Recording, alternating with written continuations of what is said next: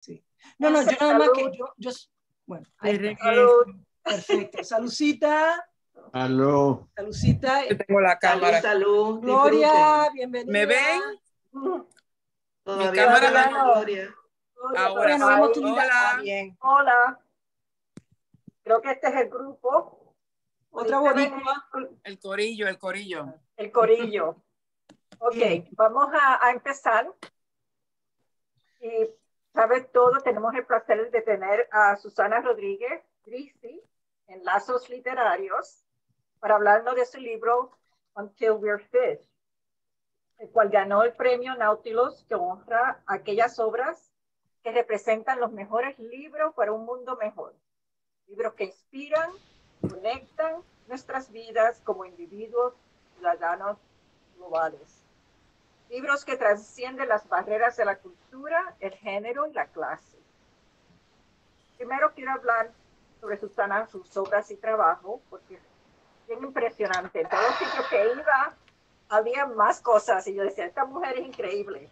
Y escribe bonito en inglés y español. Es escritora, traductora y académica.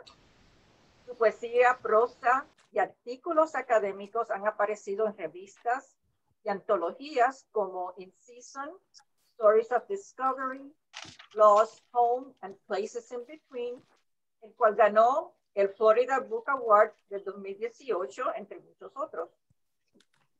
Esta parte yo no la conocía. Sus obras teatrales han sido representadas en Los Ángeles y Miami, y es autora de The Latin Poet's Guide to the Cosmos y de la obra musical Nocturno. Y Susana, se va a poder ver esa obra, ¿verdad? Pronto. Bueno, eso espero. La obra se iba a estrenar ese año, este último año en el Kubeck Center en Miami. Ajá. Dirigida por el director musical de Hamilton. O sea, teníamos planes bien grandes para la obra. Primero tuvimos una fecha de agosto 4, después fue el 7 de diciembre. Después pensamos que marzo de este año, y ahí fuimos, imagínense, pero, sí, otra yo vez voy a pensando poner, en cómo montarla ahora. a mí me estuvo bien interesante porque esa obra musical Nocturno está basada en un programa de radio que fue bien popular en la Cuba revolucionaria de 1975. En el chat ahorita le voy a poner el website de Susana, porque ahí ella tiene algunos clips de la obra que están leyendo, readings que le llaman, ¿verdad?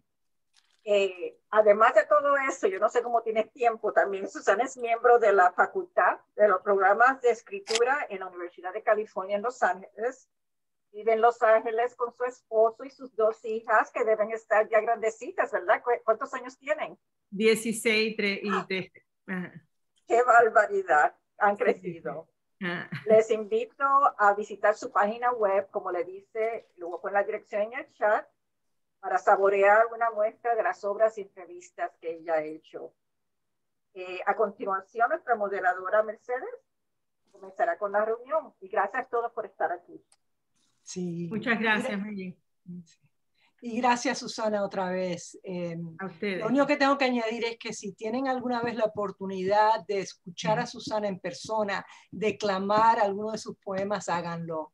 Porque aparte de todos sus otros méritos, la oralidad, como ella dice, es bien importante para ella, y el ritmo y la sincopía de sus poemas. En la novela tuvimos un liricismo bello, pero escucharla declamar alguno de sus poemas es algo exquisito.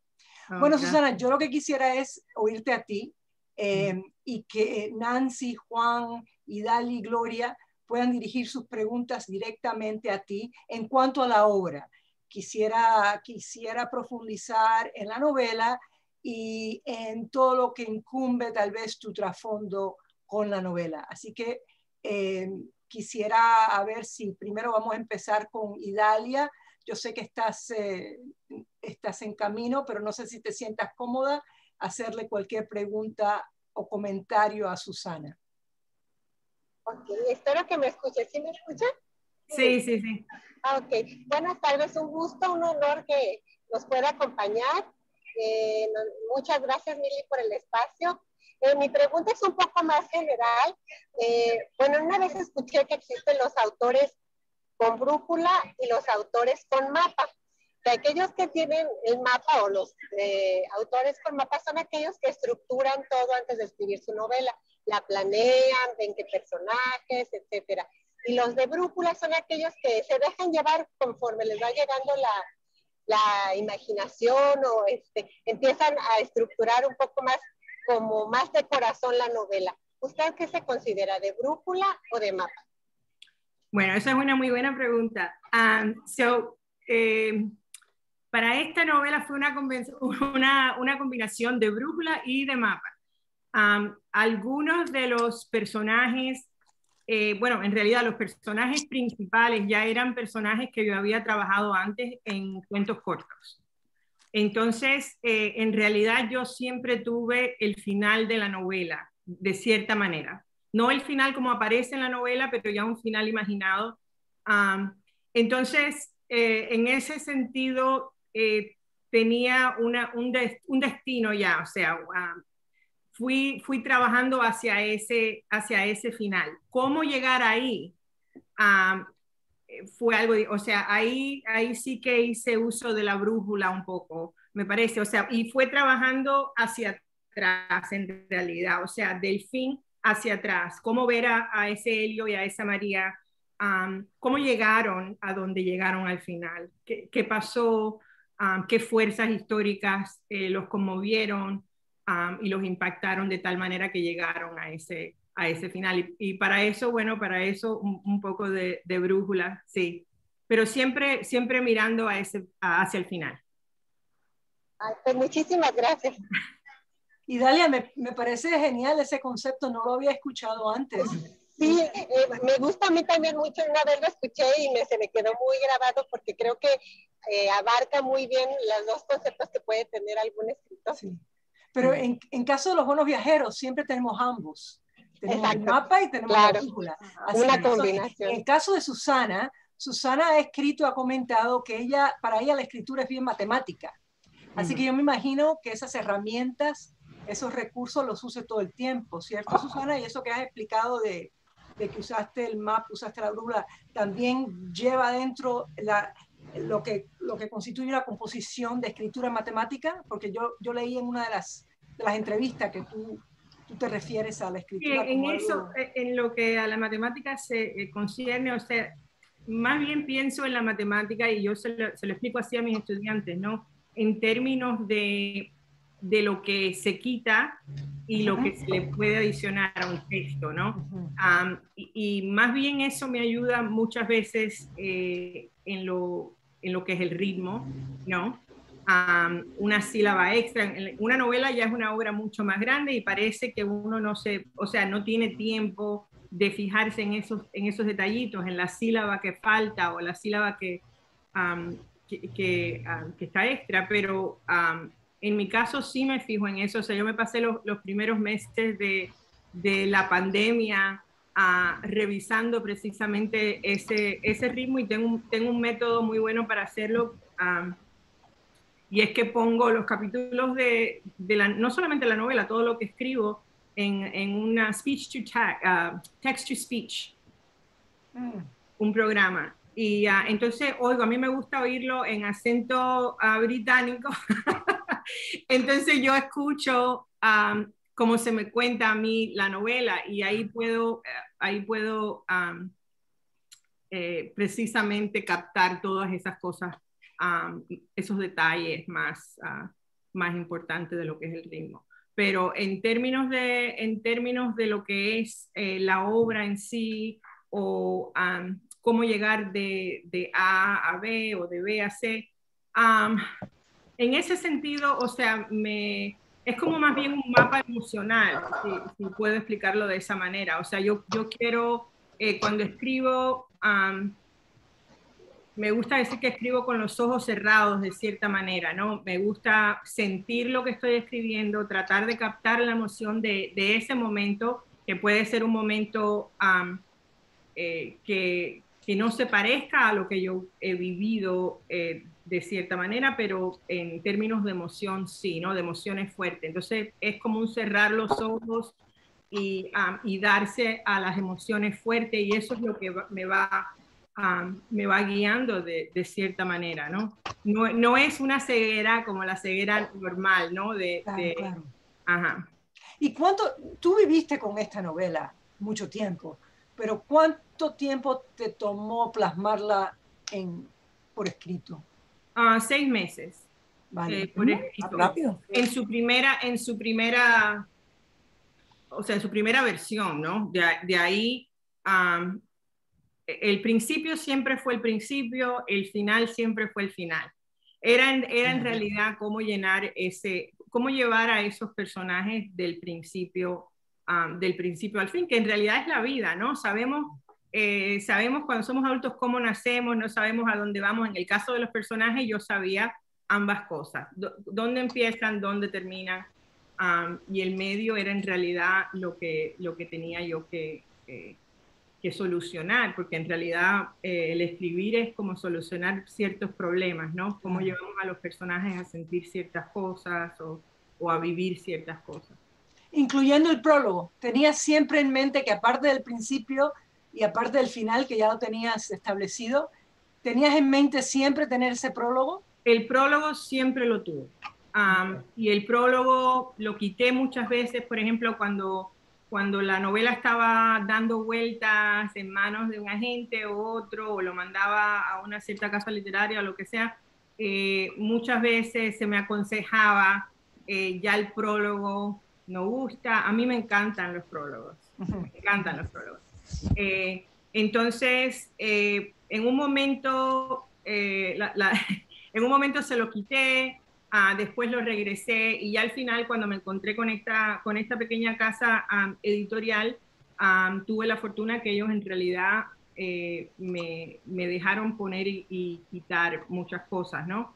Entonces, una de las cosas que se quedó fue el prólogo. Y para mí es súper importante por el final que tiene la novela. Y esa idea de regresar otra vez al principio para entender lo que hemos leído, a mí siempre me ha encantado. El prólogo en este caso es también un tipo como de rompecabezas, ¿no? ¿Qué quiere decir este prólogo? E invita a la relectura, me parece, del libro. Ajá. Sí. Que es lo que todos queremos, ¿no? Que se nos lea una vez más. Exacto. Perfecto. Pregunto, ¿jamás pensaste hacer una publicación propia? Porque cada vez que yo publico con mi propia compañía, no me voy a buscar casas editoras pensando en el tiempo que me tome que una acepte o que otra deje de aceptar. Tomó mucho tiempo. Sí lo consideré, sin embargo, o sea, muchas otras cosas las he hecho yo misma. Por ejemplo, mis primeras obras fueron escritas, dirigidas y también las produje. Entonces, es también mucho trabajo, Nancy, ¿no? Sí, ajá. Sí, lo es. Sí. Al final terminé casi haciendo tanto trabajo porque es imposible como mantener las manos así detrás de la espalda y no hacer nada, ¿no? Entonces, al final metí las manos en todo porque eso es lo que a mí me gusta. Pero me fui con esta casa editorial pequeña, pero como dices tú, me fue súper difícil por muchos motivos. Todos estaban interesados, nadie se quedaba con ella. Al final no era una novela que encajaba en lo que se considera aquí Latinx literature.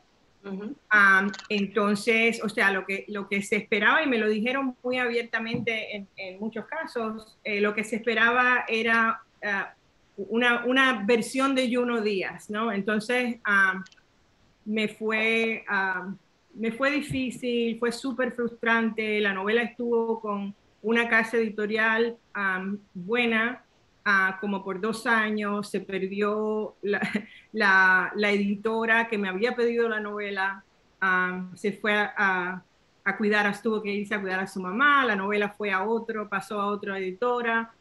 Y así, o sea, así me pasó con 3 casas editoriales. Cambiaron de editora, volví a empezar de nuevo. El proceso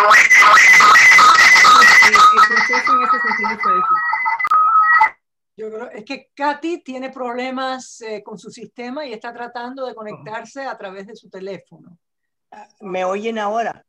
Ahora sí. Ahora sí, perfecto. Pues ando en teléfono, pues.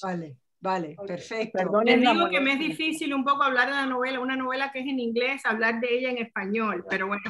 Eso es un reto, ese es el reto que tenemos todos, Sí, porque, sí. porque está escrita de modo tan exquisito, pero también nuestro lenguaje podemos afrontar el reto, ¿verdad? Ok, dale. Yo estoy preparada para eso, sí. Sí. Recuerda que nosotros la leemos en inglés. Claro. La pensamos claro. en español. Sí. En ese aspecto somos mentalmente bilingües también. Sí. No, y es una novela que en términos de la traducción, yo la considero una novela en traducción, o sea, puesto que es una novela, es una historia que debió haber pasado en español. Bueno, pasó no en te español. creas. Pasó en español. Cuentas en inglés y como tú has escrito varias veces, has explicado que la opción, el escoger, escribir en cualquier idioma, porque tú puedes escribir también en otros, es un acto de conciencia que tú haces y tú estás muy deliberadamente a propósito escribiéndolo en inglés para llenar un hueco importante. Tú llenas un hueco muy importante con esta novela, habiéndola escrito en inglés y pudiendo distribuirla a un público aparte del nuestro, ¿no? Que hasta cierto punto conoce un poco del trasfondo, pero sí, muy buena opción. Nancy, ¿cualquier otra pregunta para Susana? No, lo que estaba pensando es que la realidad, cuando uno tiene la opción de poder escribir en cualquier idioma, pues lo importante es que se entienda el mensaje. Y lo hubieses escrito en español, lo hubiésemos entendido. Lo hubieses escrito en francés, hubiésemos entendido, porque es un lenguaje universal, los sentimientos de la gente. Claro, es verdad. Gloria. Ya no estoy en mute. Sí, ya puedes hablar. Bueno, saludos a todo el club y a Susana, bienvenida. Es un honor tenerte aquí. Gracias. Nunca había participado en un book club donde la autora o el autor esté presente. Te quiero decir que no tengo preguntas, solo puedo hacer un comentario, ¿no? Tírate, Gloria, tírate. Ok, me voy a tirar. Estamos en confianza. Empecé a leer y no pude parar. O sea, eso era primero que el lenguaje estaba bien sencillo en el sentido de que no era, o sea, tú no te hacías perder como la atención. La historia te tenía siempre entretenida. Mi marido era, ¿qué tú estás leyendo? Yo hasta en el teléfono seguía leyendo hasta en todas partes. O sea que me encantó la historia. Como tú sabes, somos muchos casi todos creo que somos del Caribe y somos de islas, así que el pensar en una isla como en una pecera, y como yo me fui de Puerto Rico a Estados Unidos, yo nunca me quise ir de Puerto Rico. Yo amo a Puerto Rico y me fui porque a mi esposo le surgió una oportunidad y nos vinimos a Estados Unidos. Pero entonces cuando pasan los años y uno regresa a la pecera, como le voy a decir ahora pecera porque es el término que la pecera se queda igual y esos peces, o sea, hay una limitación del alrededor de la pecera y los que salen de la pecera pues tenemos otras vivencias, ¿no? Entonces me encantó la relación esa de los peces y la pecera. Me encantaron todas las referencias que tú hiciste porque yo las viví, el catálogo de Sears, el cine, mi papá nos llevaba, yo me acuerdo de pequeña que el catálogo llegaba y eso eran mis hermanos y yo peleando a ver quién, y era todo así como que uno soñaba, casi todo era en Estados Unidos. El cine, mi papá siempre nos llevaba a los cines de Puerto Rico, que me imagino son bien parecidos a las salas antiguas de Cuba, el Oyer, el Metro, esos cines inmensos antiguos. La parte del tiburón, o sea, me hizo pensar mucho. El tiburón, yo no sé, ¿verdad? Pero pensaba que era como los Estados Unidos, todos esos simbolismos que tú creaste, como que se lo llevaba, y después él le cogió ese miedo. Los libros, me pareció que Helio era como un Quijote, o sea, había como un paralelismo entre eso, Don Quijote y Helio. Los personajes tremendos, me encantó el libro y lo voy a recomendar a muchas personas que creo que lo van a disfrutar. Yo te deseo muchísimo éxito con este libro porque de verdad, muy bueno. Muchas exquisito, gracias, como dice nuestra muchas querida. gracias. Exquisito. No, y eso es lo bueno, que si es un libro que sin presión, sin obligación, pero si a ustedes les gustó y si ustedes lo recomiendan, por favor, préstenlo, pero más aún, que sus amigos contacten a la editorial, la casa editorial, y que lo compren directamente de donde nosotros lo compramos. Por favor, sí, porque así se le da auge, porque eso vale. Tenemos que apoyar lo que vale. Bien. Y me lo quería leer, y no solo eso, me lo quería leer por segunda vez para esta reunión, pero no me dio tiempo. Sí. Porque después que lo termina, claro, como lo leí, iba leyendo ahí, hay tantos detalles que yo estoy seguro que es como una película que cuando la ves por segunda vez, dices, ahora fue que vi, porque son muchos personajes. Sí. Muy lindo. Sí, lo voy a seguir leyendo porque de hecho ya empecé la segunda. Gracias. No, y ahora que mencionaste eso, Gloria, de hecho, a ciencia cierta, la prosa es muy cinematográfica. Se presta mucho a que si le damos suficiente distribución, que la agarre un Netflix, que la agarre un Amazon, que haga por lo menos una serie, sino una película. Se presta mucho porque... Me parece. Porque pudimos, la prosa de Susana nos ayudó a visualizar muchas cosas, pero se presta. ¿No piensan ustedes? ¿Están de acuerdo?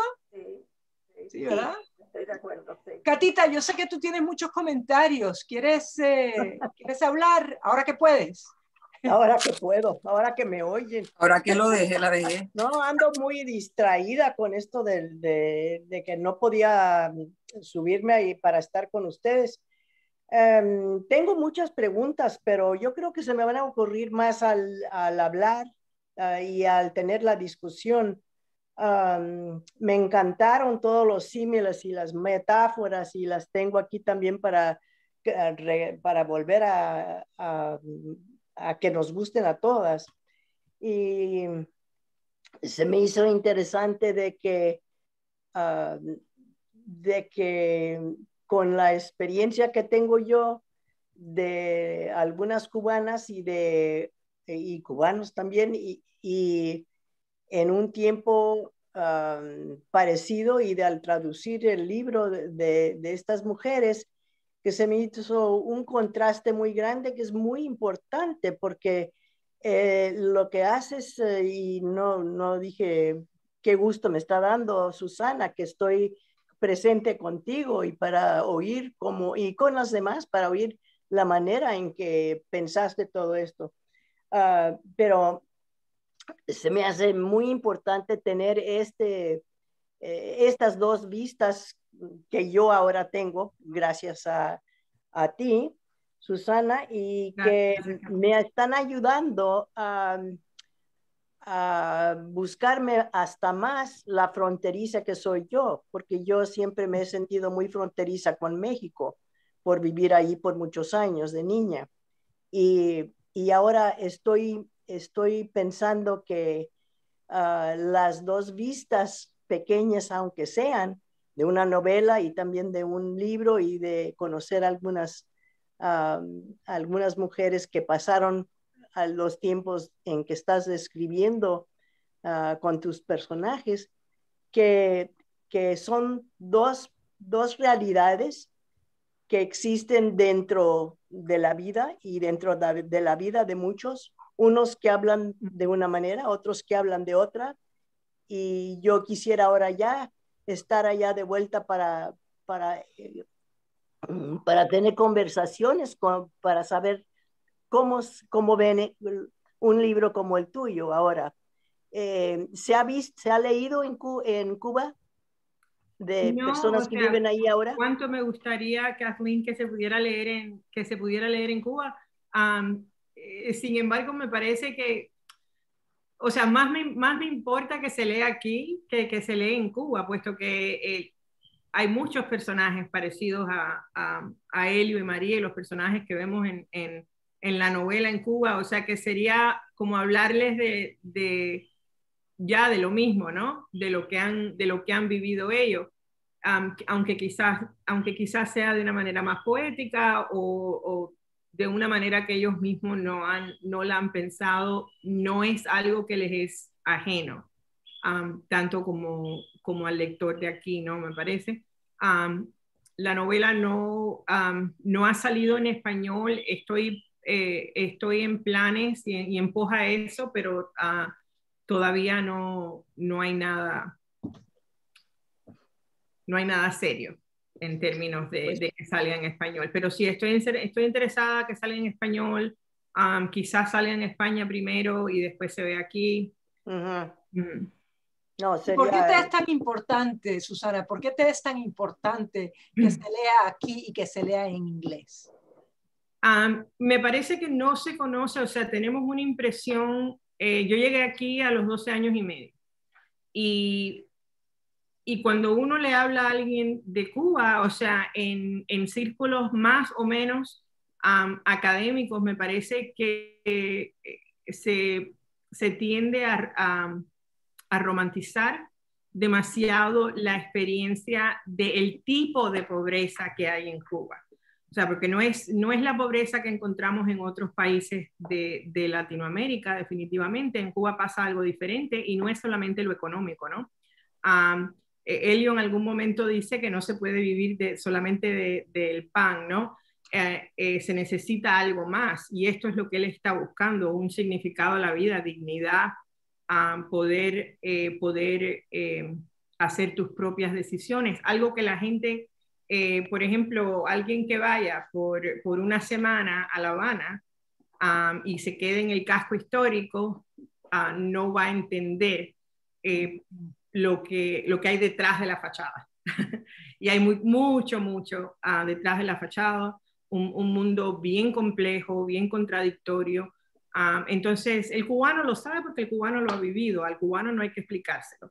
Aunque sea un cubano que esté comprometido con la revolución o no comprometido con la revolución, un cubano de a pie o quien sea, todo el mundo sabe lo que está pasando. O sea, unos lo sufren más, unos lo sufren menos, pero todos lo saben.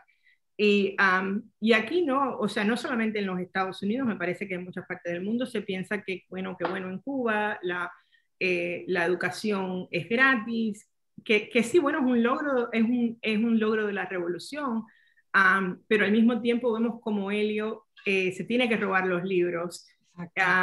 Y eso es muy importante, o sea, cuando se publica el Quijote, se le quita las partes al Quijote que no van, que son contradictorias con la ideología del momento. Hay muchos libros que se desaparecen, por ejemplo, Lidia Cabrera, que fue desaparecida.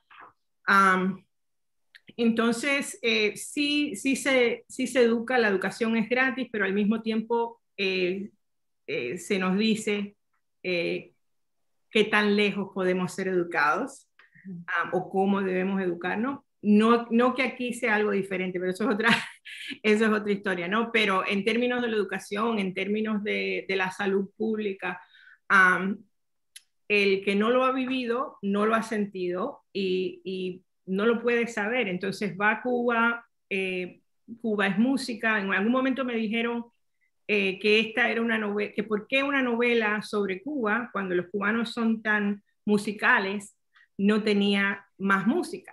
Entonces, ¿con qué se asocia a Cuba? Con la música, con la, ¿cómo se dice? La gozadera, la pachanga. La pachanga. La pachanga. Ajá, la pachanga, que sí, el cubano es pachanguero y le gusta lo sabroso, todas esas cosas como todo el antillano, pero eso no es todo, eso no es todo.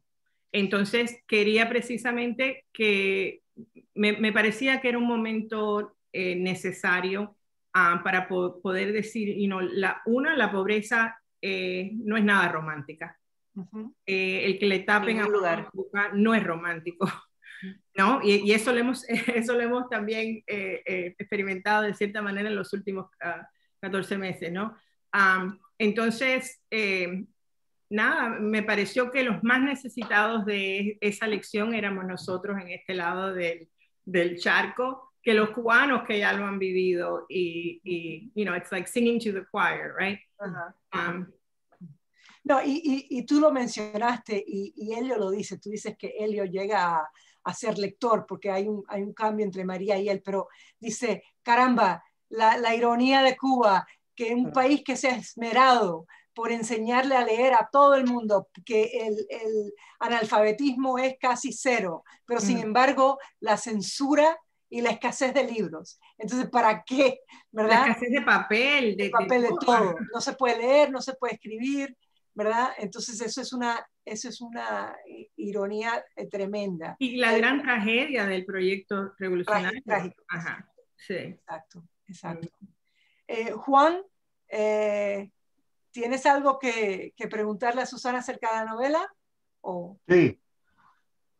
Hola, Juan. Hola. ¿Me escuchan? Sí, ¿cómo no? Sí, muy claro. Sí.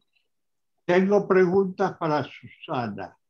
Dale. La primera pregunta es, ¿cuántos años viviste en Cuba? Bueno, de cierta manera, Juan, en Cuba he vivido toda la vida. sigo viviendo en Cuba. Físicamente, hasta los 9 años y medio, algo así. Que no parece mucho, pero era una niña inteligente y captaba mucho lo que estaba pasando y además cuando se vive algo traumático, eso se queda para siempre. Muy bien. La razón de esa pregunta es porque me impresionó muchísimo cómo describís las emociones de Elio, María y los personajes.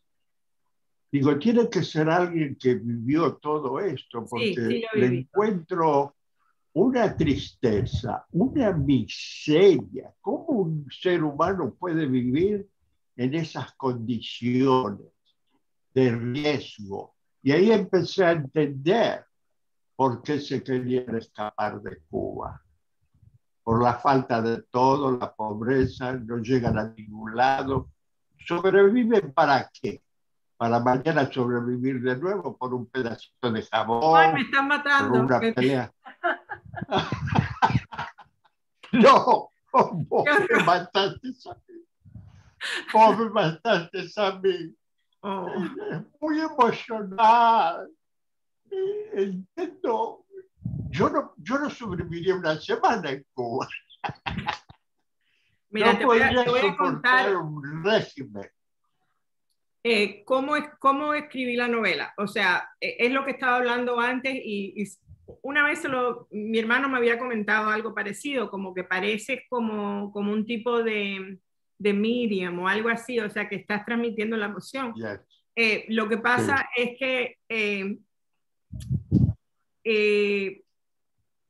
¿cómo explicar eso sin emocionarme yo? Pero tómate tu tiempo, Susana, tómate tu tiempo. Gracias, Mercedes. La cosa es que, o sea, es como llamar a los... Yo te mandé una entrevista a Mercedes que se llama abriendo las puertas a los fantasmas o algo así, no me acuerdo cómo le pusieron ellos. Pero es como llamar a esos fantasmas, ¿no? Llamar a esa emoción y que se te monte el santo de cierta manera y dejar que eso o sea, yo me quedaba muchas veces, y se lo decía a mi esposo, me quedaba hueca después de haber escrito ciertos capítulos, por ejemplo, el capítulo donde Elio se imagina que Pepe regresa. Fue bien difícil para mí porque a mí las partidas y los regresos son súper difíciles y ese capítulo fue bien difícil, pero me quedaba como drenada, o sea, hueca de toda emoción, exhausta, porque en realidad estaba tratando de transmitir, como decía antes, con los ojos cerrados, de cierta manera, para que toda esa emoción, y yo de cierta manera, hay gente que tiene, ¿cómo se dice?, memoria fotográfica o algo así. Yo tengo un tipo como de emoción fotográfica, mis memorias siempre vienen con emociones muy fuertes, o sea, que me puedo acordar de qué yo sentía en un momento dado de mi vida o lo que sea, o qué estaba pasando, cuál era la tensión. Entonces, eso me guió muchísimo, me ayudó muchísimo y me da tristeza que usted lo sintió, o sea, me alegra, pero al mismo tiempo me da tristeza y lástima conmigo misma de que todo ese dolor verdaderamente, o sea, porque es mucho dolor. Se lo pude transmitir a usted. Me alegro, pero también me duele, ¿no? No es algo lindo que uno quiera dar como regalo a otra persona. Pero eso es lo máximo, Susana, que la vivencia que tú plasmaste a través del lenguaje, que Juan la haya captado y que la haya internalizado, eso es lo máximo. Así que aplausos a ti. Bueno, y aplausos a Juan. Gracias. Que lo pudo absorber. Exactamente. Porque el lector también le pone mucho. Y así que aplausos a ambos. Juan, tenías más preguntas. El lector lo es todo. Muchas gracias. Verdaderamente muy lindo, muy poderoso, y te agradezco muchísimo por haber escrito ese libro. Ay, Juan, muchas gracias. Y tú mencionaste así rehusadamente lo de Pepe y Helio. Me pareció genial el triángulo de Pepe, María y Helio. Y es muy común ver esos triángulos en otras novelas, triángulos amorosos, pero tú lo que hiciste es que tú elípticamente hacías hincapié en la amistad, entre un bromance que había entre Pepe y Helio, ¿verdad? Hicieron mucho. Entonces María era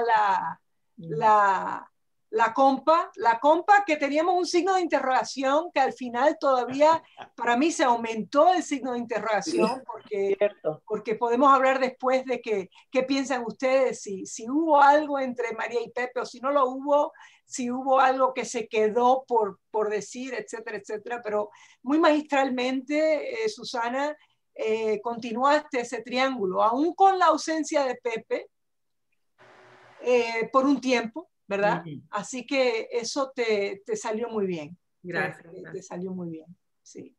Una de las cosas que a veces uno no se percata en el camino es el poder que tiene la amistad entre la gente.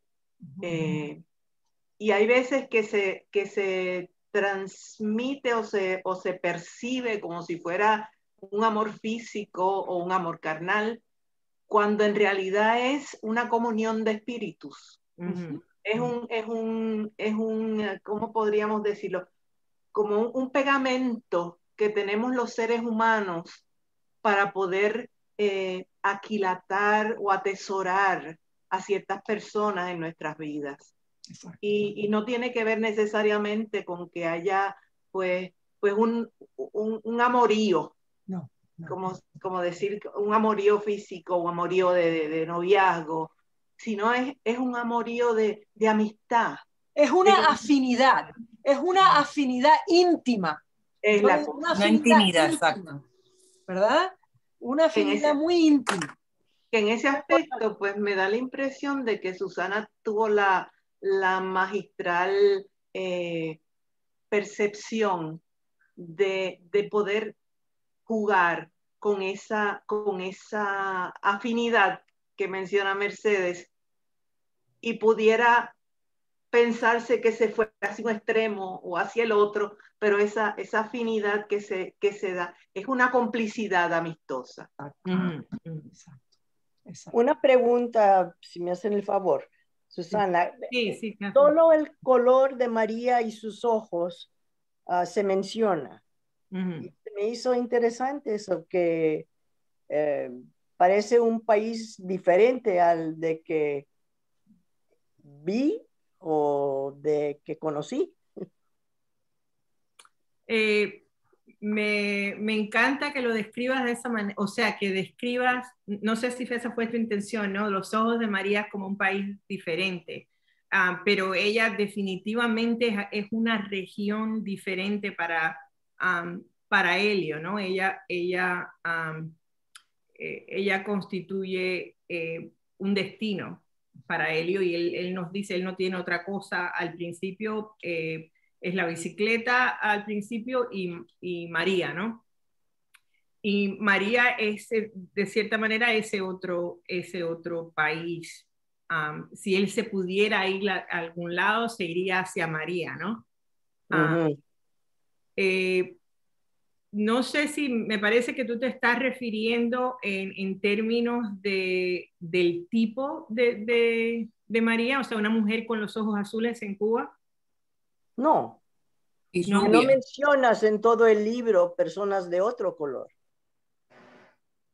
¿De cuál color? A ver, Katy, repítele la pregunta. Sí, repíteme, no la entiendo. Ajá. Perdón que quizá no me expliqué bien. Ajá. Se me hace interesante de que Cuba tiene personas de muchas descendencias. Ajá. Y especialmente personas negras. Ajá. Y en todo el libro no se menciona ninguna persona negra. Bueno, en realidad tampoco se menciona ninguna persona blanca. O sea, yo hablo de los ojos azules de María, Isabelita, yo me la imaginé afrocubana. Yo también, Isabelita y su hermano, ¿verdad? Se me hizo interesante. Que termina siendo el hijo, sí, sí. Sí, Isabelita, Helio, bueno, no es necesariamente violento, y tenemos la cueva que habla de un pasado indígena también, ¿no? Ahí se nos trae al pasado indígena de Cuba y también habla de la posible intervención de los esclavos africanos en Cuba. Me parece que es muy difícil, Kathleen, además de mencionar otras razas, de hablar de experiencias que yo no necesariamente he vivido, y una de las cosas que me parece muy, o sea, que me fue siempre muy importante en la novela, en esta por lo menos, y no estoy diciendo que un escritor, o sea, ese es la cancha del escritor, ¿no? El poderse imaginarse en otros cuerpos. Pero en este caso yo quería algo que yo podría decir en cualquier conversación: sí, yo he vivido esto, yo he vivido esta otra emoción, he estado dentro de ese cuerpo de cierta manera. Y Isabelita está basada en una persona muy querida para mi familia, para mí. Entonces, en ese caso me sentí confortable.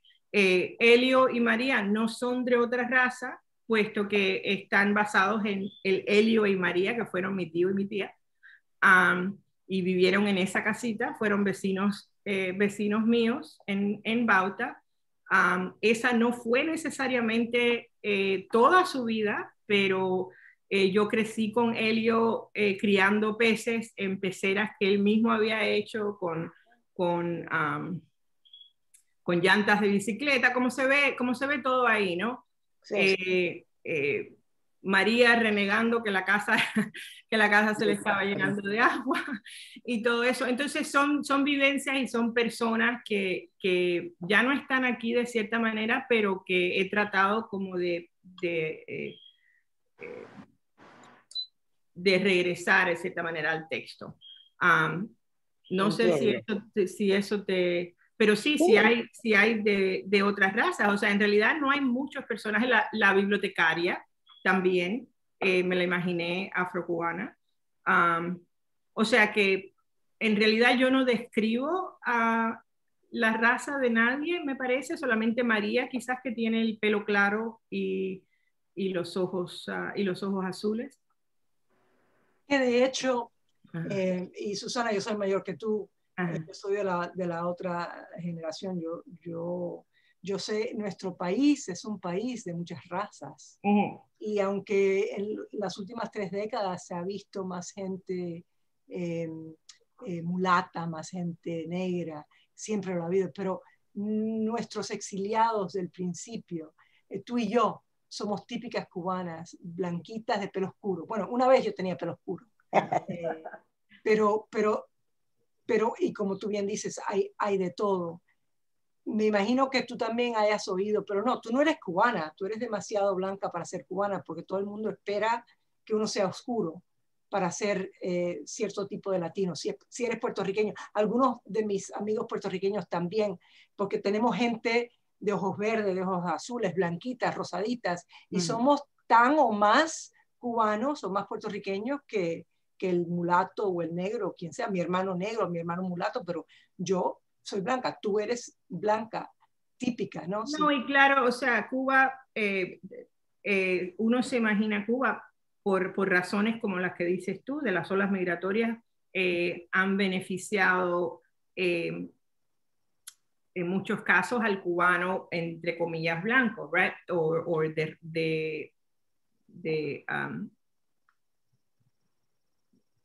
de, ¿cómo se dice?, de ancestros europeos, ¿no?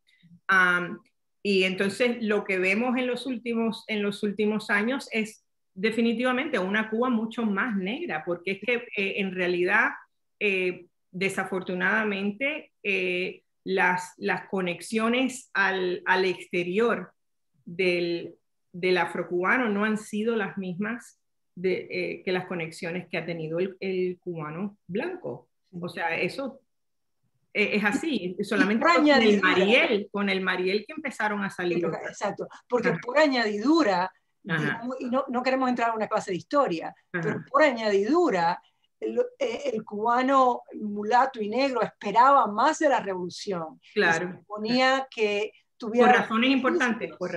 Y por eso se quedaron más y más y más. Y fueron esos de clase, porque hay una concentración, hay una situación socioeconómica, clasista y no solo de raza.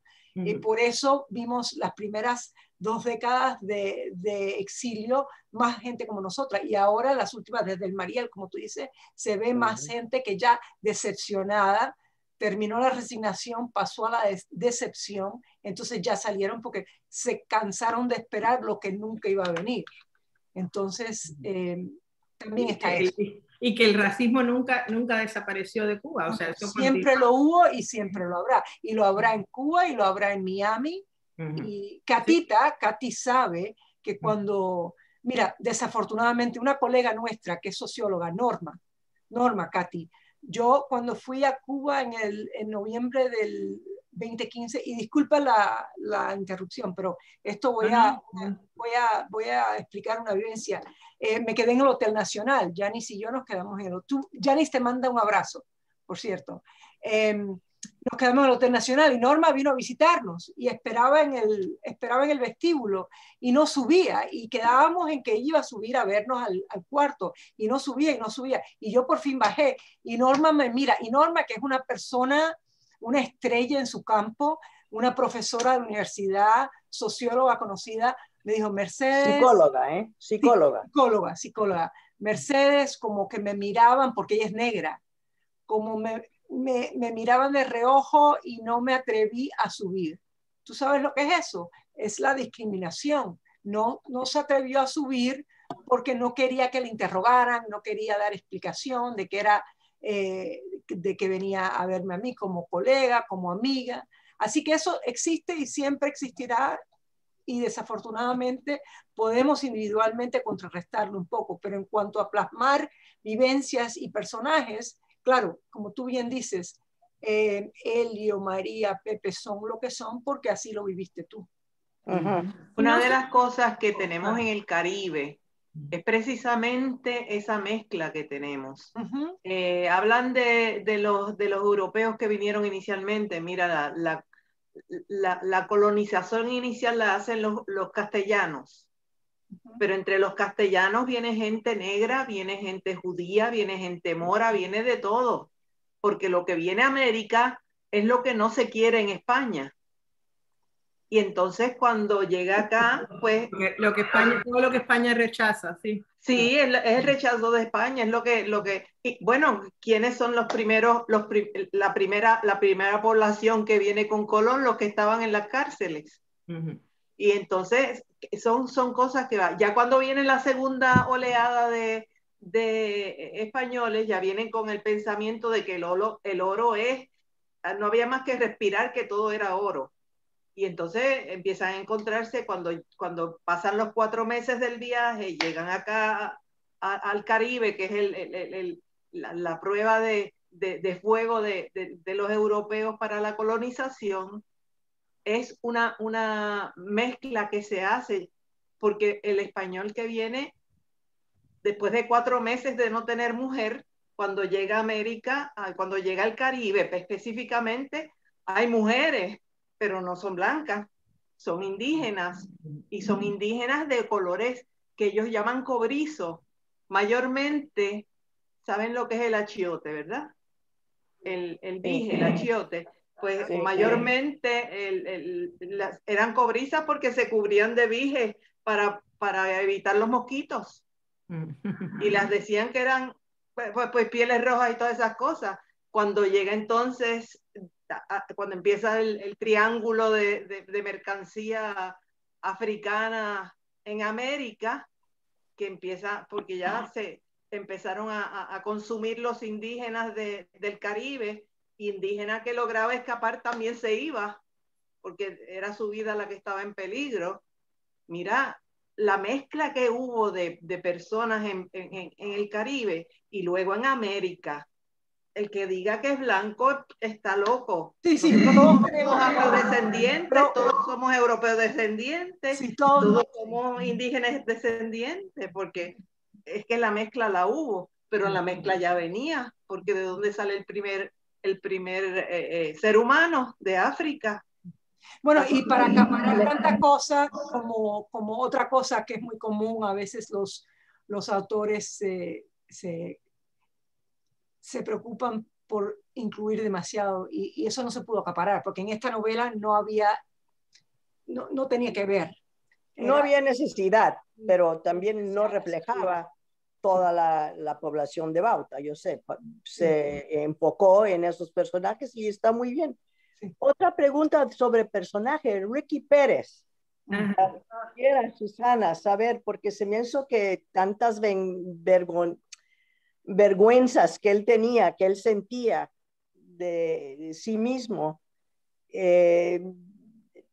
salió que ni los que se quedaron ni los que se escaparon salieron muy bien, ¿no? En este caso, Ricky. Uh-huh. Pero ¿cuál es la pregunta, Kathleen? Que se me hace también como es... como curioso de que... que Ricky también pagó. Definitivamente, sí. O sea, él vivió muy mal y sí, por haber salido, y ellos sabían, bueno, no sabían eso, los demás no sabían, se imaginaban que él andaba bien, ¿verdad? Claro, y que viviera por ella. Bueno, porque parte, o sea, si tal nosotros hemos romantizado de cierta manera cómo se puede vivir en Cuba, sí. Los que viven en Cuba también hacen su gran trabajo de romantizar todo lo que está pasando fuera de la isla. Cierto. Y el que se va triunfa. O sea, en la imaginación del que se queda, ¿no? Desde luego. Y en realidad, o sea, yo fui súper generosa con Ricky en términos de lo que pudo o no pudo vivir. O sea, terminó con Sally, Sally. Que pareció quererlo. Ajá. Y me pareció un personaje interesante. Que, by the way, o sea, a mí yo quiero, obviamente, a todos estos personajes, cuando terminé de escribir el libro, los extrañé muchísimo, muchísimo, porque las sesiones de escritura que eran todos los días, yo soy súper disciplinada para eso, y de cierta manera, o sea, no de cierta manera, era mi obsesión, ¿no? Hasta llegar al final y terminar. Una vez terminado el libro, los extrañé muchísimo porque todos los días yo entraba a ese mundo, ¿no? Era como abrir la puerta y aquí estoy, llegué otra vez y vuelvo a reconocer y a hablar con los personajes y todo, ya después de eso no pude. Entonces, los quiero a todos. Ricky es un personaje interesante, puesto que sí, él se va, es un fracasado, el pobre también, un personaje cuyos sueños tampoco fueron realizados. O sea, él pensaba que iba a llegar a ser actor y todo esto, ¿no? Y terminó limpiando un teatro, no en realidad siendo actor en ese teatro o tomando el escenario de ninguna manera. Entonces, para mí fue importante mostrar eso, puesto que también conozco muy bien esa dinámica del cubano que se quedó, del cubano que se fue, y todo lo que se espera, todo lo que se rechaza del que se quedó y todo lo que el que se quedó espera del que se fue. Cuando muchas veces el que se fue está tratando de sobrevivir tanto como el que se queda. O sea, este país tampoco es fácil. Empezar de cero no es fácil. Y regresar a Cuba también después de haberse ido tampoco es fácil. O sea, lo que se espera que uno traiga, lo que se espera que se dé, es tanto, y eso todos los que no vivimos en nuestro país y regresamos lo conocemos bien, ¿no? Todo lo que hay que meter en las maletas para regresar, para poder dar a las amistades y a los vecinos y a todos, ¿no? A todos los que se te acerquen. Entonces, en este caso me pareció importante no tener a alguien que triunfó, porque ya tenemos muchos ejemplos de cubanos que han triunfado. Quería ver a alguien que no triunfó, sin embargo, su vida me parece que tenía significado. De todas maneras, él estaba con Sally. Llegó al final dándose cuenta de quizás de los errores cometidos. Entonces, para mí eso es importante, tanto más que la raza en mi caso, para volver a lo de Kathleen. Más de la raza, a mí me importaba la cuestión clase. O sea, siempre hemos visto en la literatura cubanoamericana, el que se fue dejó mucho atrás, ¿no? Dejó sus cristales, sus pinturas, qué sé yo, sus edredones de seda, sus palacios en La Habana. Estas no son esa gente. Estas son gente que están fuera de La Habana, y también esto indica, o sea, en Cuba es La Habana y La Habana. Mientras te vas apartando de La Habana, la situación se va poniendo peor. Ya cuando llegas a Santiago, especialmente en los 90, ya queda muy poco. Entonces, para mí era súper importante mostrar esta devastación tan enorme de lo que es la revolución, no para el intelectual, no para el artista o para el atleta o para el que se fue, no necesariamente con dinero en sus bolsillos, pero con agencia cultural. O sea, se fueron doctores, se fueron abogados que pudieron con esa educación y con esos títulos empezar en muchos en Miami, ¿no? Pero ¿qué pasa cuando tú no tienes todas esas cosas? Ellos no tiene eso. María apenas. Entonces, son personas diferentes. Estos son los cubanos de a pie, sean negros, no hay mucho, en Cuba no quedó mucho indígena, o sea que imposible, y hubiera sido inverosímil poner un personaje indígena en la novela, ¿no? Porque se exterminó o se suicidaron. Sí hay una pequeña comunidad que queda por Baracoa, yo creo. ¿Sabes de eso, Mercedes, no? Sí, taínos y siboneyes, muy poquito. Muy poquito. Ajá. Lo que llama Fernando Ortiz, que se transculturaron. Ajá. No fue que se eliminaron ni que desaparecieron, es que sencillamente se absorbieron dentro de la corriente de la sociedad de una forma u otra. Puede ser, Nancy, pero no podemos hablar de una comunidad indígena o de una presencia indígena como se puede hablar en Centroamérica o algo así. No queda de esas poblaciones muy poco o casi nada. En Puerto Rico hay unos lugares que se llaman indieras, que todavía tú encuentras los rasgos en las personas, pero no hablan taíno. No hablan ningún idioma, o ningún lenguaje, ningún dialecto indígena. Es español puro. Sí, y ahora que Katy te trajo, Katy, porque le decimos Katita, Katy, que Katy trajo el punto de Ricky Pérez, tú y yo hablamos que a propósito lo pusiste en Chicago, no en Miami, no en Los Ángeles, pero en Chicago, que eso es un punto muy... Igual, sí, igual con ese sentido, o sea, irle a la contraria a lo que se ha hecho antes, puesto que me parece que en términos de literatura cubanoamericana, nos hemos quedado con algo muy, muy básico, ¿no? Y igual, o vive en Miami, o regresa a ver la casa grande que dejó, y todo ese tipo, y sí, o sea, muchos hemos dejado casas grandes, pero en otros casos no dejamos casas. Por ejemplo, en el caso de mi familia, dejamos una casa con ladrillos y varillas, y una fundación que no llegó a ¿cómo se dice? Terminarse. A terminarse, o sí, a construirse. A construirse, ajá, o fabricarse, o lo que sea, gracias. Entonces aquello se quedó ahí, y esa casa se menciona cuando me parece que está Helio regresando al Belica, que quiere ir a investigar a casa de Pepe. Él habla de unos cubanos que se fueron y dejaron esta casa por construir, pobres diablos, ¿no? Esta casa, eso fuimos nosotros.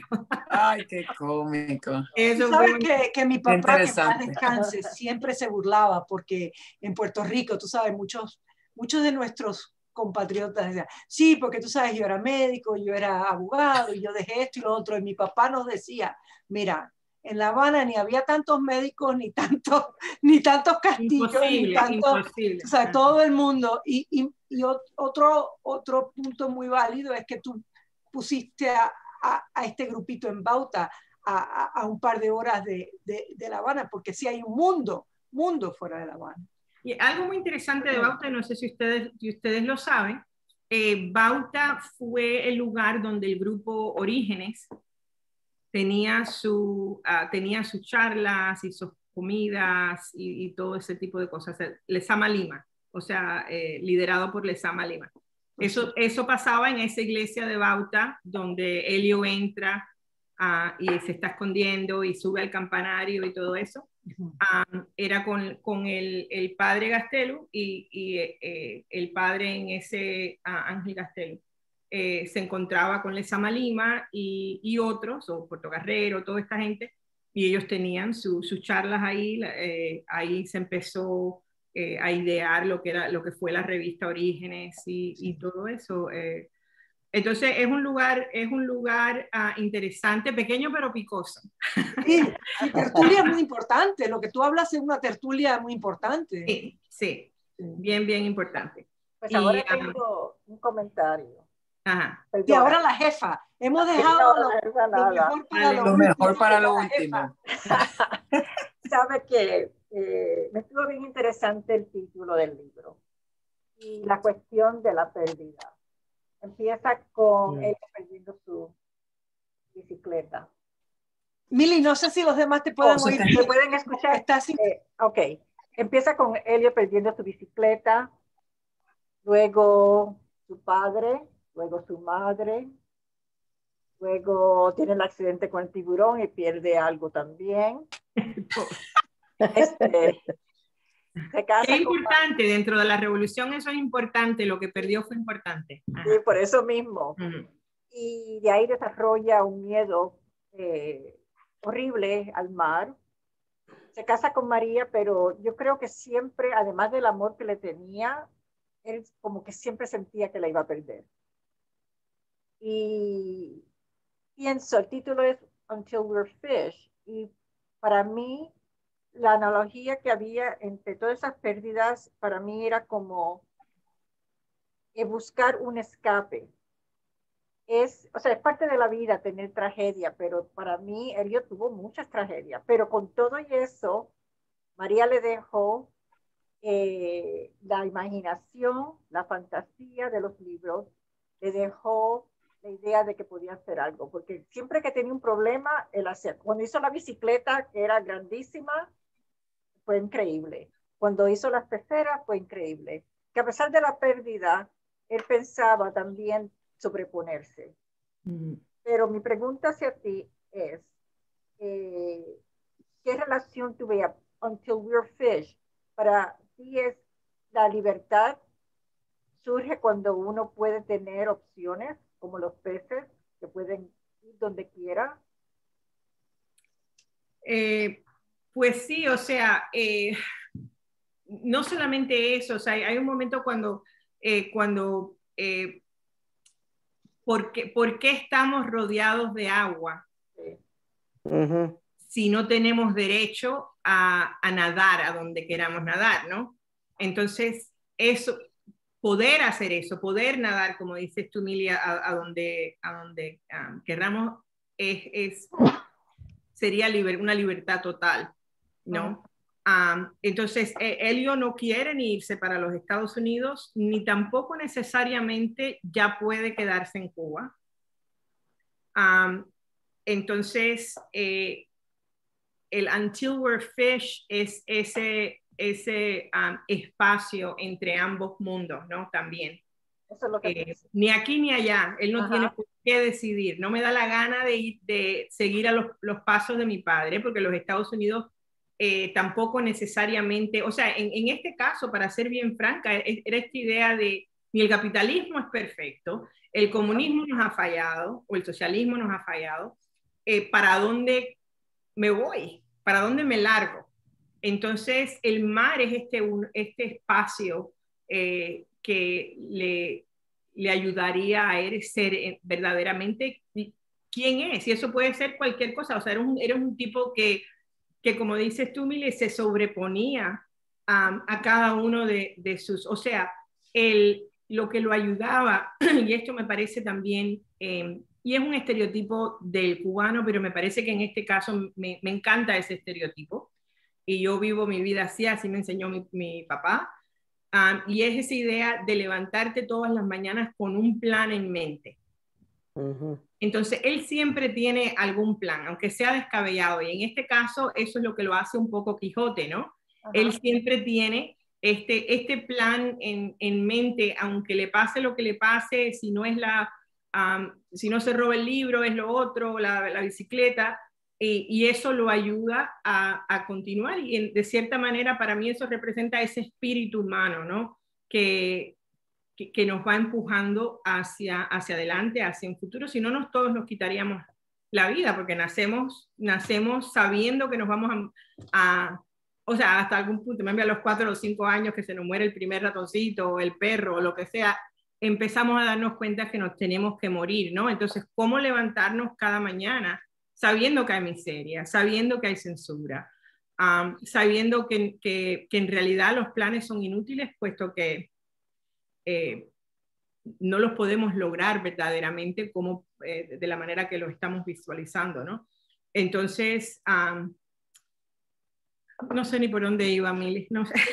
Pero el plan no puedes afrontar la vida sin el plan. No sé. Sin el plan, hay que tener no puedes afrontar la vida sin el plan. Sí. Que opera como tú. Especialmente la brújula y el mapa. El mapa y la brújula. Sí. Pero tienes razón, porque para mí Elio siempre le buscaba como la vuelta a la situación. Y a pesar de todo lo que pasaba, solamente los pitusa. Sí, solamente creo que una vez cuando se dio cuenta que María se había ido. Pero siguió. Lo que le pasó en la fábrica, el tipo, ahora quiero recordarte lo que le pasó con el tiburón, a pesar de que tenía uno, pero actuaba como si los tuviera todos. Que tuviera 3 por lo menos. Sí, tenía option, o sea, seguía. Él seguía. Seguía hacia adelante. Y el otro personaje que estuvo interesante fue Pepe. Porque, ¿qué te inspiró a hacer Él pertenecía como a dos culturas, o sea, era... Pepe es anfibio, de cierta manera, ¿no? Entonces entra y sale de ambos mundos. Al final, lo peor para mí, o sea, fue liquidar a ¿Por Pepe. qué lo mataste? Me dolió muchísimo, lo mataste, sí. pero sabiendo de que Elio lo quería tanto, yo dije, hay que liquidarlo. Y precisamente porque yo sabía que iba a ser, o sea, era una gran pérdida para Elio y Elio dependía de Pepe. En realidad, para Elio, Pepe era el hombre que él nunca había podido ser, ¿no? Era mejor nadador, él sabía o sea, que María había tenido algo con Pepe antes de haber tenido algo con él. Entonces, lo admira de cierta manera, ¿no? Y sí. Pepe es un personaje que me parece a mí me gustaba Pepe a pesar de saber que no me debería gustar, porque era mujeriego, mal hablado, pesado, ingreído. Entonces, pero quiere a Elio. Quiere a Elio. Y también nos damos cuenta de que quiere a María, ¿no? Sí. Por lo menos le tiene cariño. Entonces, no sé, o sea, Pepe es un personaje muy, muy querido, simplemente porque a pesar de también representar lo feo de lo masculino, también en lo cubano, en toda esta época de lo cubano, la hipermasculinidad. O sea, siempre se está refiriendo a lo que ya sabemos que se refiere. Entonces, es un personaje que a pesar de todo es producto también de esa revolución. O sea, él tiene dos caras también. O sea, es súper popular en lo que es la factoría y al mismo tiempo está con Pepe, todo eso. O sea, y son personajes que no son necesariamente políticos. En realidad a ellos no les interesa mucho la política, pero que están mezclados y son consecuencias de lo que están pasando de todas maneras. Pepe, ¿qué es lo que quieren saber? ¿Si Pepe está basado en alguien real? No, pero yo encuentro interesante, porque a pesar de todo, la forma en que la novela está, para mí fue bien realista sin meterte en la política. O sea, estaban los hechos. El lector hace su opinión como quiere, debido a los hechos. Pero en ninguna forma había solamente las protestas que tenían que ir, pero era parte de la vida. O sea, que el libro era para mí el libro de la vida de estas personas. Gracias, Mili. Eso me costó trabajo. Yo no quería que fuera un panfleto. Ajá. Exacto. Y eso lo admiré mucho. Porque yo he leído sobre la condición. Yo viví en Miami cuando estaban los doctores que cogían, aplicaban para trabajo limpiando ventanas, cualquier cosa, en lo que cogían su reválida y podían ejercer. También estuve en Miami cuando vinieron los Marielitas. Eso fue desastroso. O sea, el crimen subió, como tú dices, la calidad era diferente. No todos eran malos, pero sí hubo un elemento que le dio mal nombre a muchos inmigrantes cubanos. Y viví en la calle 8, en Miami. O sea, estaba ahí mero. Sí, así, en el mismo centro. En el epicentro. Así que en el epicentro, así mismo. Y ahí fue donde me puse adicta al café cubano. Me encanta. Pero yo pude ver la transición. Y una de las cosas que es difícil de ver, especialmente con esto de la inmigración, y yo pienso, ¿qué haría yo si yo estuviera en una situación así? Como muchas personas, especialmente ahora de otros países como Nicaragua, Venezuela. Eso es horrible lo que está haciendo. ¿Qué haría yo? Y para mí, ¿saben? En Cuba muchas personas pues hacen de la vida lo que pueden, como estos personajes. María tenía esa posición en la telefónica y esa era su posición. Y ya tenía su rutina, ya sabía que tenía que buscar el agua, si no había agua, y solamente tenían esto para comer, hacía algo. Y pues se adaptan. Pero con todo y eso, lo más que me dolió del libro fue cuando María quemó los libros. Cuando María quemó los libros. Oh, yo lloré también cuando quemó los libros. Y quería preguntarte por qué esa escena fue. Esa escena fue necesaria porque, o sea, en un lugar donde tienes, como dice ella, o sea, donde el refrigerador no trabaja, y son cosas que uno dice, hoy, pero hay gente que se está muriendo, verdaderamente muriéndose de hambre. Entonces, ¿cuál es la diferencia? El cubano no está tan mal, por lo menos tiene refrigerador, ¿no? Pero son diferentes tipos de pobreza. Y yo inclusive he tratado de explicarle esto hasta a mi papá, ¿no? Que dice, no, pero el cubano se está muriendo de hambre y todo eso. En los 90 sí pasó eso. Y siempre hubo hambre. O sea, nosotros, por ejemplo, nos llegaba un pollo y más leche porque mi papá tenía una úlcera. Entonces nosotros comíamos un poquito mejor a base de esa leche y ese pollo.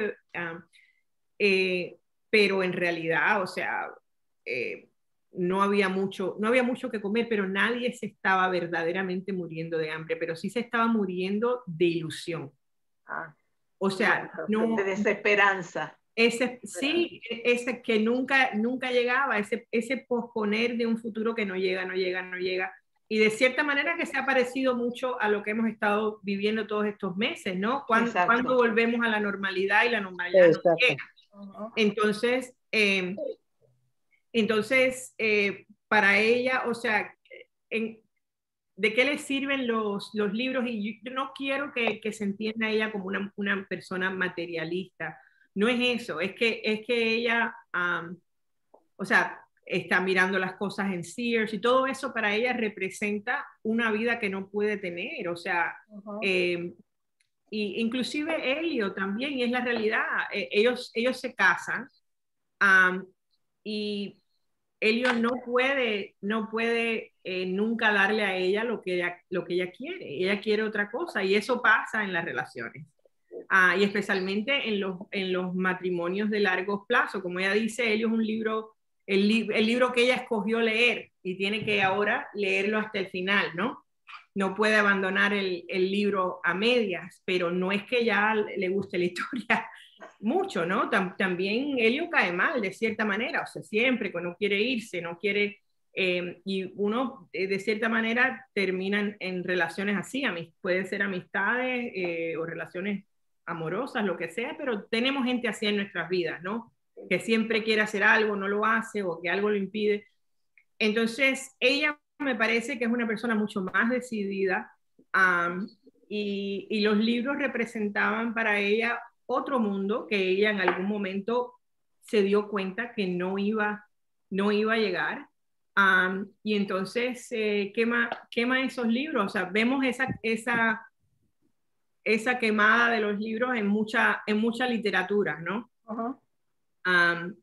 Y es simbólico de algo. En este caso, ella está destruyendo todo lo que un libro representa. Un libro, para mí, por lo menos, y espero que para María también, representa todo un mundo. Y ese mundo se le había negado. ¿Cuánto de quemar las naves tiene esa quemazón? Sí, bastante. Susana, yo quería decirte que 2 páginas se me hicieron a mí las más importantes para mí. No sé si para el libro, a ver, Katy, ¿cuáles? Es donde se acaba where the honeymoon is over. 112 y 113. Sí, eso yo lo sentí como que allí habías agarrado todo lo que estaba pasando en 2 páginas. No, claro, teníamos ya lo demás, pero... Sí, ahí dice that, but a marriage is like a revolution. Yeah. Y la luna de miel nunca dura, ¿no? Lo que uno había pensado. Sí, en este caso, o sea, esa tragedia tras tragedia de Helio es de cierta manera un reflejo de todas las tragedias por las cuales pasa la revolución y sigue pidiendo que sigamos enganchados, ¿no? Que sigamos creyendo en el proyecto revolucionario. Entonces, son dos historias paralelas y la revolución la vemos a través de este matrimonio, ¿no? Cierto. Y me parece que por eso precisamente el libro es necesario que se queme, es necesario que María se vaya, que Pepe muera, hacer sufrir a Helio. Pero son cosas dolorosas y en realidad hasta que ustedes me dijeron ahora que todo lo que le hice pasar a Helio, no me había dado cuenta que había pasado tanto. O sea, yo pensé, bueno, en realidad era poco con las cosas pero así es. Y tú puedes continuar porque lo que trajo a punto Mili acerca de Pepe y luego con Katy, pero en la página 115, si te puedo molestar, Susana, para que leas algo que para mí plasmó el espíritu de Helio hasta el final. El párrafo que comienza Pepe's clenched fist. Aquí lo tengo, sí, lo tengo enfrente. A mitad de página, sí, la 115. Sí, yo lo tengo aquí. ¿Ok? Ajá, pero ¿hasta entonces, dónde si puedes empezar a leer ahí con la palabra profana y todo, hasta el final del próximo párrafo, esa dualidad de... Si puedes leer eso tú para recordarnos un par de cosas. Hasta el final del párrafo que le sigue. Sí, por favor. Ok. La confrontación entre Pepe y Helio. Ya. Dice... Pepe's clenched fist banged on the kitchen table. ¿Qué repingas going on with you? Wait, the rain, I got it. It got you all hopeful again. You actually believe you'll make a life in this goddamn island? Get your head out of your ass and let's get the fuck out of here. You know what rain is, right? It's all this heat de pinga rising up and dropping down because you couldn't get your freaking shit together. Now, this is very important coming up. This is how we win, Helio said. His words sputtered saliva. You simply invent what you don't have. They don't have a plan against invention, do they? Nope, not as far as I know. He had resigned himself to the absurd state of the island with a mix of despair, invention, and compliance. Even when he felt that he too should leave, he fought against his feelings and his fear always won. Para mí esos dos párrafos son sumamente importantes porque no solamente la creación como para ti la escritura, y esta novela fue una creación, pero la invención como lo único que tenía Helio, como resguardo ante la frustración. Entonces, sabemos que María y Pepe siempre estaban tratando de convencerlo de que se fuera, pero cuando él le dice, sí, sencillamente se inventa lo que no se tiene. Ajá. Y así es, o sea, así es. Es un cliché en este momento, me parece, Mercedes, espero no haber llegado a eso, pero siempre se piensa en el cubano como un ser súper inventivo, ¿no? Que si el refrigerador no trabaja, pues le pone un cinto de tal y tal, y le pone esto y lo otro, y los carros de los 50 siguen andando. Pero es la verdad, o sea, es que no hemos tenido otra opción, y eso yo lo veo en realidad como de todo lo oscuro de la novela, ese es el regalo. Exacto. Ese es el regalo. Y siempre todo regalo, claro, tiene su lado oscuro, pero sin eso somos personas no pensantes, que se levantan por la mañana y se sienten aburridas.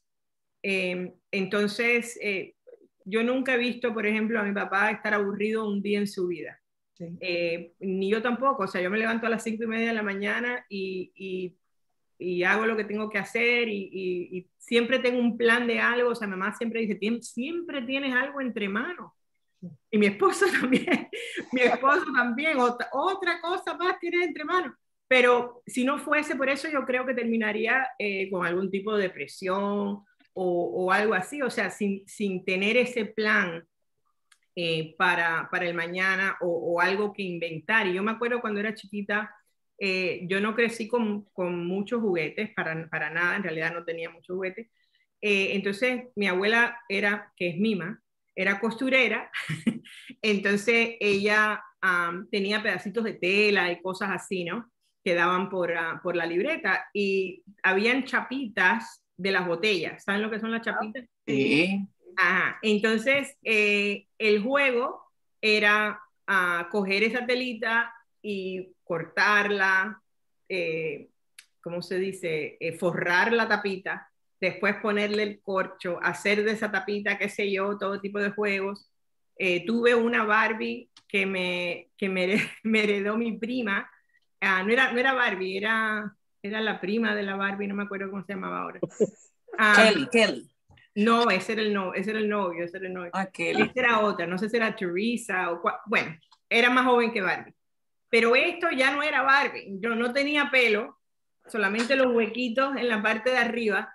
Las rodillas tenía huecos, o sea que se le salían los metalitos esos que les ponen adentro. Ajá. No sé, no tenía Coyunturas. coyuntura. Bueno, se le salía. Es que cuando le mueven las piernas o los brazos a la Barbie, hace sí. Okay, eso estaba salido para afuera. Pero bueno, yo estaba súper no tenía ropa. Entonces, y moho en las piernas. Mucho por todas las piernas. Entonces, por la humedad, porque vivíamos con la laguna esa detrás. Entonces, en la misma casa donde viven Elio y María. Y bueno, no, en la casa de al lado. Y entonces yo le hacía muebles a esa Barbie con pedacitos de papel y le cortaba y todo tipo de cosas. Entonces todo un mundo inventado, ¿no? Porque no había. Pero crecí con mucha imaginación, y después en los 90 llegué a trabajar precisamente para Mattel diseñando Barbie. Y aquello fue para mí uno de los mejores días de mi vida, porque estaba, o sea, ahora rodeada, yo decía, esa otra Barbie no tiene nada. Ajá. Y rodeada de Barbies por todas partes. Y entonces fue un momento muy, muy bonito para mí, ¿no? Poder llegar a ese otro lado donde no tenía, y ahora y bueno, eso, la invención, Mercedes, de otra manera. Eso me parece que eso es lo que salva vidas, y lo que veo que los niños de hoy, por ejemplo, mis propias hijas, no han tenido, aunque uno quiera como tratar de darles esa misma experiencia, es fabricada. No es algo que... Y si ellos no los tienen, uno se los quita, se los dan los abuelos, entonces no hay manera de que verdaderamente inventen, ¿no? Y por eso para mí fue sumamente triste el hecho de que la bicicleta que estaba tratando de inventar, de crear Elio con piezas, porque por fin se resignó a que, primero, nunca tuvo la Schwinn estadounidense que quería, que para mí el símbolo de la bicicleta, como te comenté en otra conversación, fue sumamente importante a través de la novela.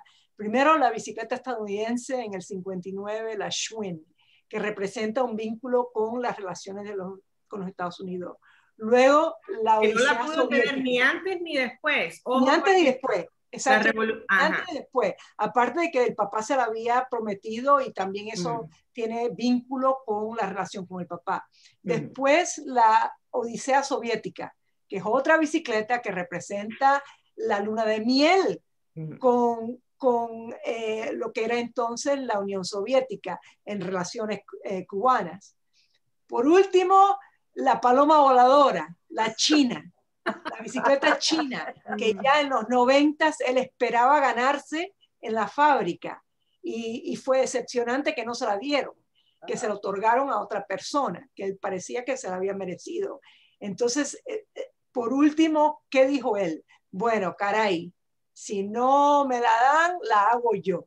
Entonces se dispuso a crear su propia bicicleta, que eso estamos a post nivel de invención. Entonces, al final, cuando lo convencen, deja de eso. Y cuando él tiene que desarmar su propia bicicleta, para mí eso fue, me hirió, me dolió en el alma, porque no solamente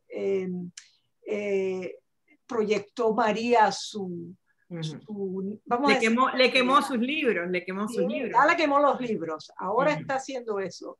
Y entonces ese anhelo, esa ansia, ese destino que para él, la bicicleta al principio, acuérdense que esa misma ansia de tener la bicicleta fue lo que lo llevó a la ansia de poder conseguir a María.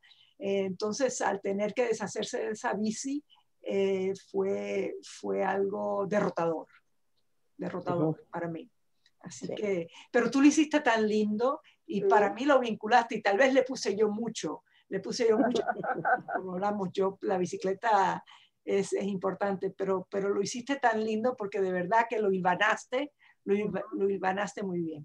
Gracias. Es verdad. ¿Algún otro comentario? Y también quise aprovechar para que ella leyera algo del texto, porque ella lee tan lindo, ¿verdad? En cualquier idioma, pero lo trajiste a relucir y lo vivimos. Muy lindo. Yo quisiera, si es posible, que ya que Mercedes metió la cizaña, que nos dijeras algún poema tuyo. Ay, permiso, yo me tengo que retirar, Gloria, yo me tengo que retirar de la llamada, pero le quería dar las gracias a Susana. Voy a seguir el website, pero tengo una pregunta. Sí. Si tienes algún, por ejemplo, un book, como sea un tour o alguna otra cosa que va a salir o alguna actividad tuya y nosotras quisiéramos ser parte de esa actividad, ¿cómo nos enteramos a través de tu website? Bueno, el website está un poco abandonada en este momento. No he puesto, o sea, donde dice events, no he puesto nada en un tiempo porque estuve un poquito ocupada. No, yo simplemente si tengo algo se los mando, si está bien con ustedes. Por favor. Tú te puedes quedar con todos nuestros correos electrónicos. Por favor. O se lo mandas a Mili. A Mili, se lo mando a Mili. Ok, o a ti. Okay. O a mí. Ahora, Gloria, si ya que te gustó el libro, déjenme algo en algún comentario o algo en Amazon. Sí. Eso ayuda muchísimo. Sí, claro sí. Inclusive hay otros websites como Goodreads, está Amazon, o sea, tratar de poner spread the word es lo que sería bonito. Gracias, Gloria. Y si tienes algún book signing cerca, nos avisas y vamos y te damos un abrazo. Está bien. Cerca de Puerto Rico. Cerca de Puerto Rico. Oh, Nancy, ¿tú estás en Puerto Rico? Sí. Oh, wow.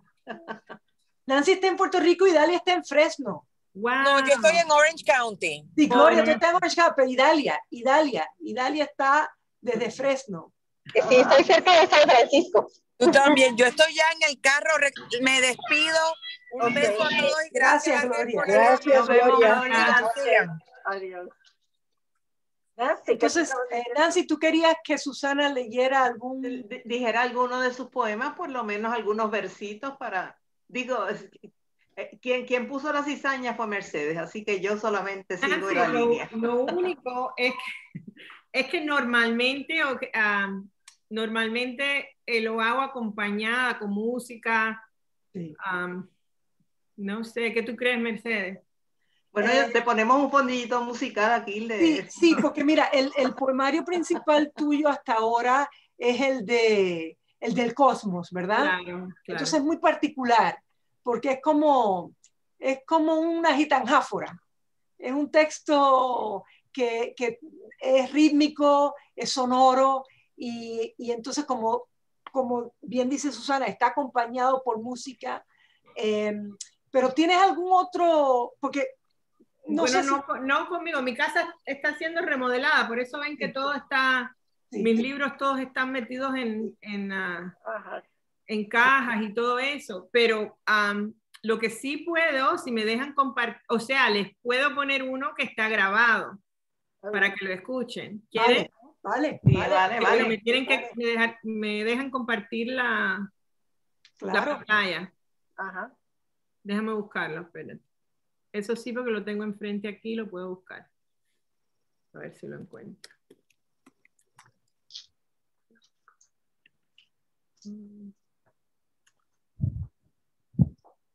Ay, Dios mío.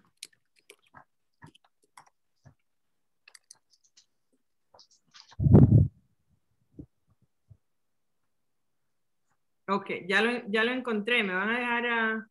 Sí, O lo pueden escuchar de todas maneras, ¿no? Si lo pongo. Sí, sí. sí, Sí. claro. ¿Cuán largo es, Susana? ¿Cuán largo es? Muy cortico, muy cortico. Vale, vale, Ok. perfecto, perfecto.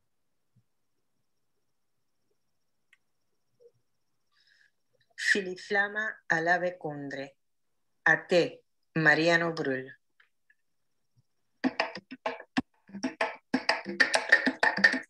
Filiflama all'ave condre il panico orte sombras vivanas di polvorosa runas.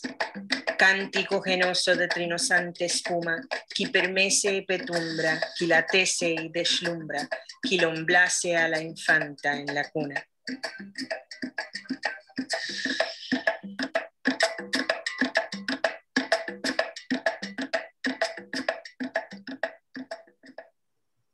Ok, ahí está. Interesante. Bravo. Sí, bravo. Sí, es interesante, es interesante. Claro. Susana, Gracias, gracias, Susana. sí, De nada. Muy nuestro, Susana, ¿sabes? Ajá. Muy nuestro de bomba y plena. Sí, sí, sí.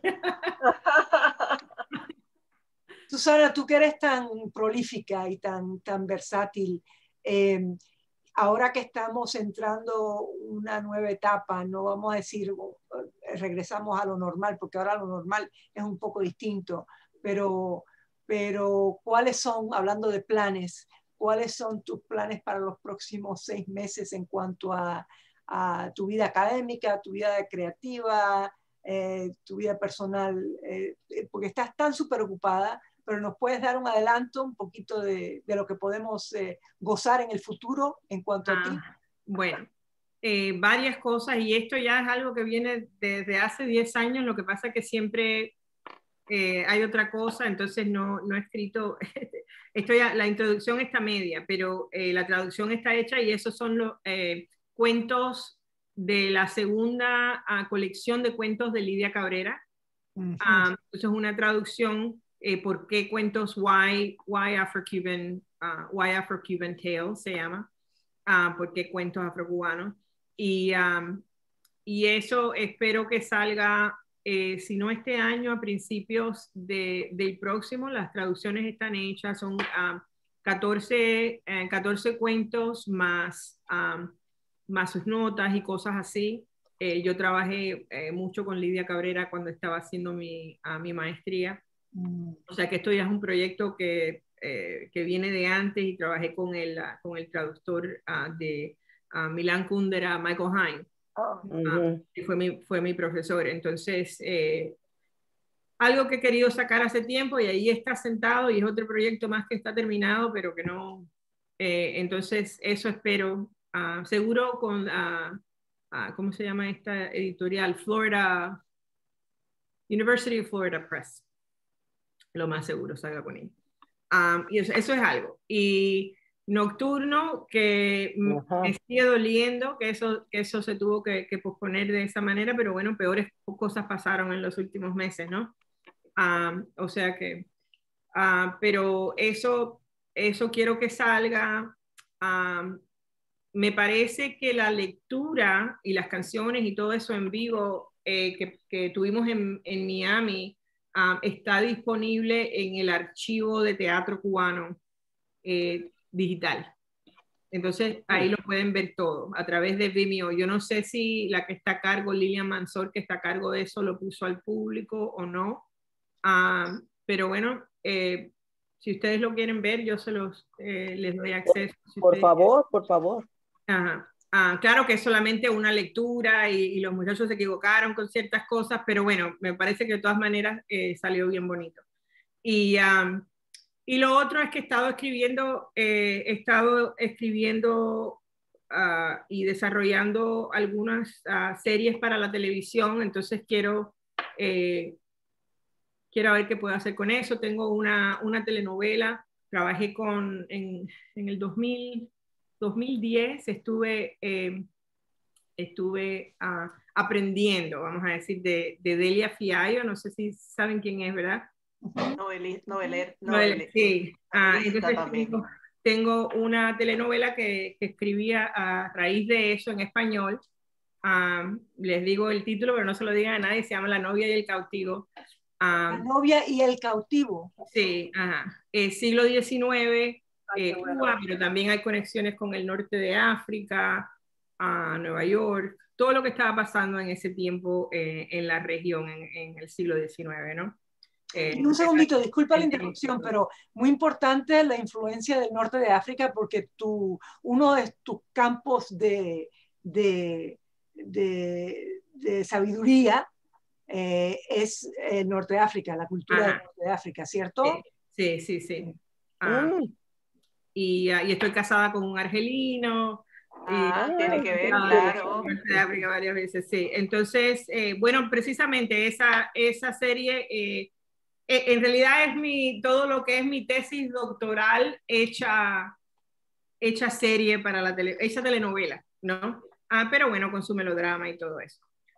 Entonces, eso quiero, a veces está en español y tengo otras cosas que no están relacionadas necesariamente con Cuba, que son series para la televisión que estoy tratando de desarrollar. Una para jóvenes, otra comedia y drama, que tiene lugar en lo que es el mundo académico.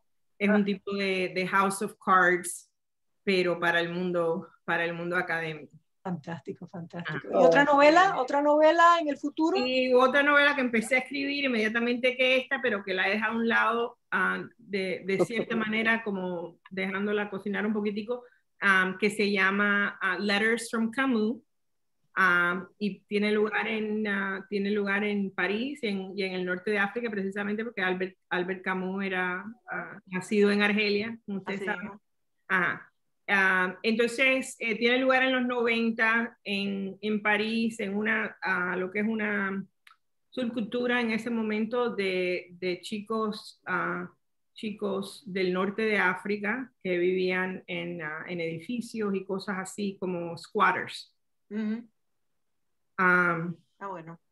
Sí, y ya otra Coming of Age, pero algo interesante también, algo de lo que no se sabe mucho, ¿no? Uno piensa en París con ideas y visiones muy específicas, y lo que vemos aquí es otra cosa, o sea, es una ciudad de migrantes.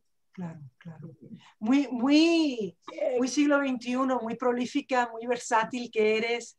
Tocas varios géneros y gracias por regalarnos tu tiempo, regalarnos tu espíritu. Mili, gracias por coordinar esto. Quedamos en cuenta de que te podemos escribir reseñas ¿dónde es lo más eficaz? A mí me parece que Amazon siempre es mejor, o sea, la gente va más a Amazon que a Goodreads, pero si tienen tiempo, claro. Hagamos los dos. O sea, no una reseña diferente, sino la misma la pueden poner en Goodreads. En realidad eso es lo que más me ayuda, porque cuando la gente quiere leer la opinión de alguien que ya la ha leído, ¿no? Sí, porque queremos regar la voz. Yo también publico por Amazon precisamente porque es más fácil, es más factible. Esto de estar prisionero en una isla no es fácil. No es fácil. Y que por lo menos cuando tú estás a nivel de Estados Unidos tienes más facilidad de materia y de materiales y todas estas cosas, pero en la isla si no llega, no llegó. Y no es Cuba, es Puerto Rico. Yo sé. Pero de un pájaro las dos alas. De un pájaro las dos alas. Sí, así mismo es. Pero vamos a hacer eso. Yo voy a mandarle el link para todos mis miembros para que pongan su impresión. Susana, muchísimas gracias. Esto ha sido, A ustedes, a ustedes. Agradecida, muy bueno, muy bueno. Una mujer Aplausos. impresionante. Gracias. Como un Gracias, Bruin, Juan. te felicito. De hecho, me has hecho trasnochar, porque ya a las 10 de la noche para mí es trasnochar. Para ti y para todas. Cuando yo me levanto a las 5, ya a las 9 ya estoy que ya no puedo más. Susana, gracias por tu tiempo y nos mantendremos en comunicación. Claro. Muchas gracias. Gracias a todos. Adiós a todos. Nos vemos, que descansen. Gracias. Chao. Adiós.